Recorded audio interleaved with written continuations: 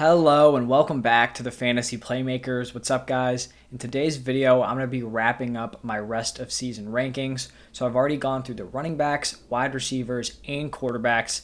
Now it's time to talk about the top 20 tight ends. And while you guys are watching this video, if you're enjoying the content, please just hit that like button, subscribe to the channel. Let me know any fantasy football thoughts or questions down below in the comment section. I'll be responding to every single person. But let's just get right into it here, starting off at number 1. And overall, the tight end landscape just continues to be a mystery for fantasy football.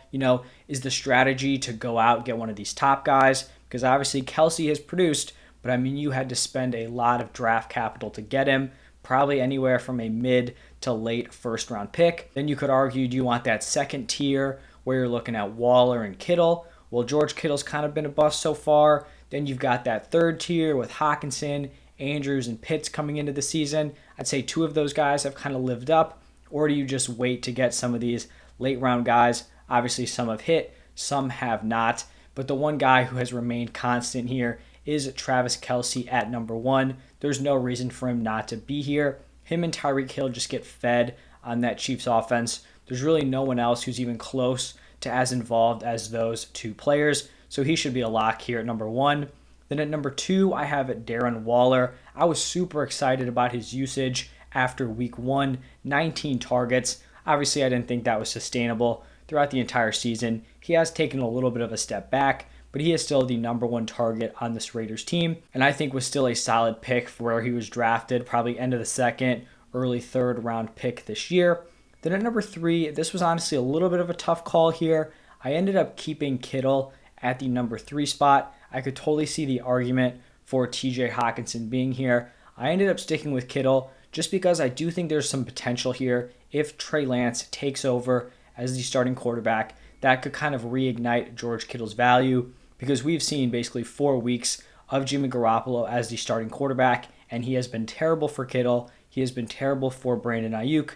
The only beneficiary of this has been Deebo Samuel. So I'm going to keep Kittle at this 3 spot, but it is a very distant third from Waller and Kelsey.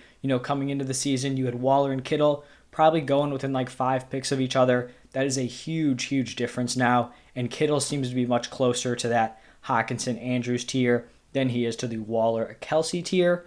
And then at number 4, I have the guy I just mentioned, TJ Hockenson. Started out really hot first 2 weeks of the season. Week 3 and week 4, he's cooled off a little bit, but I still like his usage. He's going to be the number 1 target on this team, probably competing with DeAndre Swift. And where you drafted him, 5th, 6th round, I feel like you have to feel great about his start. At number 5, I have Mark Andrews, and he's pretty much done exactly what I was expecting from him. I didn't really think he had that huge ceiling, just because this Ravens passing offense isn't one that's going to throw the ball 35 plus times a game. I kind of thought he could have been the number 1 target. It looks like Marquise Brown still has that role, but he's just been very dependable, and you drafted him in the same range as Hockenson, so just a very safe play. You didn't have to spend a super high draft pick, but you still have someone that you just feel confident plugging into that tight end slot every single week and can give you some solid production. Then at number 6, probably a guy taking one of the biggest jumps in my rankings, Rob Gronkowski. Right now, he is dealing with a rib issue. He should be back in the next 1, maybe 2 weeks. It's kind of tough to gauge with that injury. There have been so many reports. First, it came out there were no fractures, nothing happened. Then it was kind of like, he has 4 messed up ribs. He wasn't playing against the Patriots. Then it was, his lung is punctured. Then Bruce Arians said it was just a little pinch. Whatever it is, I still expect him to be back in a week or 2. He was not placed on IR, so I do think they're expecting him to return soon. And even if he is missing some time, I do think he just has a decent enough cushion above some of the tight ends behind him. When he's been on the field, he's been fantastic. There's just a clear difference in his play from last season to this year. Obviously, having that year back in the NFL after having a year of rest has helped him out a ton. He's looked great. He's one of Brady's top targets. He's a major red zone threat. And on this top tier offense, when he's back on the field, he should continue to ball out moving forward, especially now that he has a total monopoly over that Buccaneers tight end room. Then at number 7, I have Noah Fant.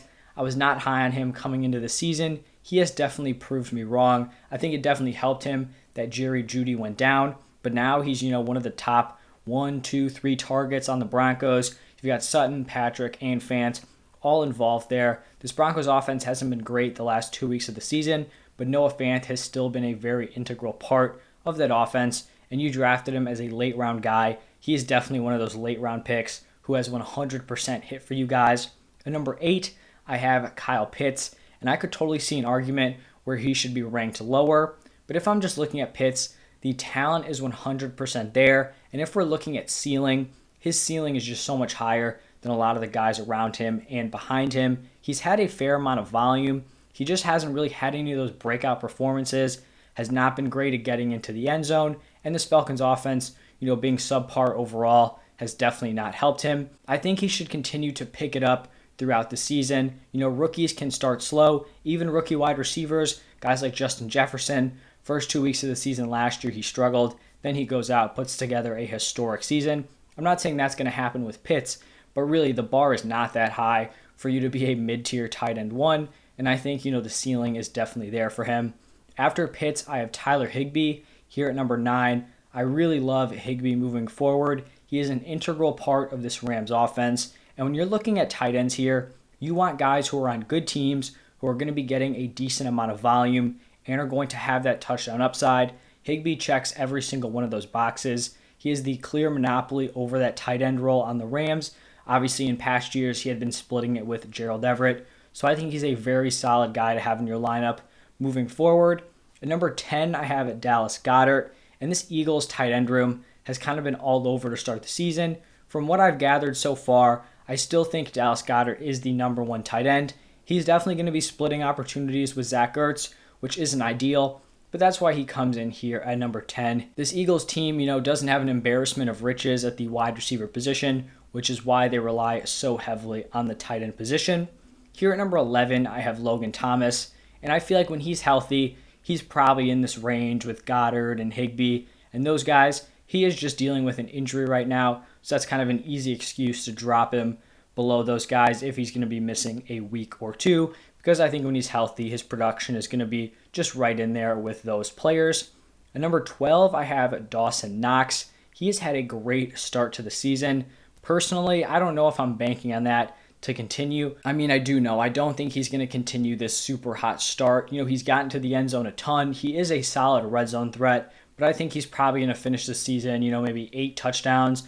Definitely way off the pace he is currently at. You just have so many other weapons there that throughout the season, I think it's going to balance out more. And I just don't know if he has the volume of some of these guys I ranked ahead of him. Like, I think at the end of the season, Higbee, Goddard, Thomas are 100% going to have more targets than Dawson Knox, barring lengthy injuries to any of those players. But still, a top 12 tight end, a tight end 1, a solid, potential start moving forward. Then at number 13, I have Mike Gesicki, and he's a very tough guy to rank here because the difference between Gesicki when Tua is at quarterback and when Brissett is at quarterback is just so drastic. After week 1, Mike Gesicki did not even record a reception. He was a non-factor in that game. And then in Tua's second start in week 2 before he got injured, Gesicki was still basically a non-factor. Then week 3, week 4, when Brissett takes over, Gesicki all of a sudden looks like the guy. Also, he's basically operating as a wide receiver. He takes so few snaps actually on the line as a tight end. So that's pretty solid for fantasy if he's getting that tight end designation, but basically operating as a wide receiver. But the thing is that when Tua is healthy, he's basically 100% going to be back into the starting lineup, and that could just totally tank Mike Gesicki's value going forward. After Gesicki, I have Zach Ertz here at 14. I kind of mentioned him a little bit with Dallas Goedert. This is a kind of 1A, 1B situation here. Goddard being the 1A, Ertz being the 1B. He started off very slow, but has definitely picked it up the last few weeks. He's gotten volume. He's gotten touchdown opportunities. So definitely a fringe tight end 1 moving forward. Then at number 15, I have Dalton Schultz. This may seem low to some people. He's had a very, very hot start to the season. I'm just not banking on this to continue. It kind of came out of nowhere. You have a lot of other weapons on this team, especially when Gallup comes back, which should be fairly soon. He's still splitting snaps with Blake Jarwin. So I feel like, he's had a great run. I just don't see this continuing throughout the rest of the season. At 16, I have Jared Cook, who is someone I've kind of been campaigning for throughout the season and in the offseason, and he finally came through with his first big game here in week 4 on Monday Night Football. He looked solid. Do I think he's going to do that every game? No, but this is what I was kind of getting at with these tight ends that you want to look for. He's in a good offense. He can command a decent amount of volume, and the touchdown upside is going to be there. This Chargers offense is going to be very effective, and even though you have guys like Keenan Allen and Mike Williams, Jared Cook is still going to be involved. After Cook, I have Tyler Conklin here, the tight end one for the Vikings. With Irv Smith out for the season, it looks like Conklin's going to be seeing a pretty solid role for the rest of the year. He's been one of the most targeted players on their team. They just have a very compact target share with Justin Jefferson, Adam Thielen, whoever plays tight end. Obviously, it's normally Dalvin Cook, but even when Cook was out, all the targets just went to Madison. And then you have KJ Osborne and Tyler Conklin. So if you can almost guarantee that every single reception is going to go between 5 players on a good offense, then I feel like you have to feel good about Tyler Conklin if he's one of those guys. I don't think he has the ceiling of some of these other players who are like the number 2, maybe even number 3 options on his team, but still a solid mid-tier tight end 2, or in much deeper leagues, someone who you could totally see as a potential starter. At number 18, probably one of the biggest fallers in my rankings, it's Robert Tonyan. Coming into the season, there was the whole top 2 tiers of tight ends where basically everyone kind of agreed. You had Kelsey, Waller, Kittle. Waller and Kittle kind of could have been flipped around. Most people viewed Waller as the better guy.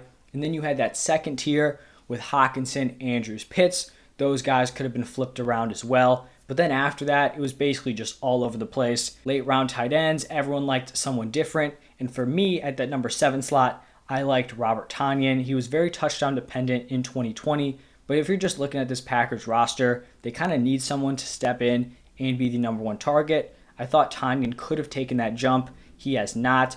There really hasn't been a wide receiver 2 who has emerged for the Packers. And so at this point, Tonyan is just too risky. He's not someone I trust in my lineup. I definitely had him in at least a few leagues. I've either traded for a different guy, picked up someone off of waivers, or just straight up released Tonyan in like 10-team leagues. It just doesn't look like the consistency or volume is going to be there. And then we are here at number 19 and number 20, and it is going to be the New England Patriots stack here with Hunter Henry and Jonnu Smith. And I could see the argument that these guys should be higher. When we look back at the season, they're both probably going to be in like the tight end 15 range. The issue is there's just no ceiling. I don't think there's a lot of consistency, and I just don't trust this Patriots offense to be feeding all these weapons. They don't even have these top tier weapons, but you've got Jacoby Myers, you've got Kendrick Bourne, you've got Nelson Aguilar. You have to be feeding these tight ends.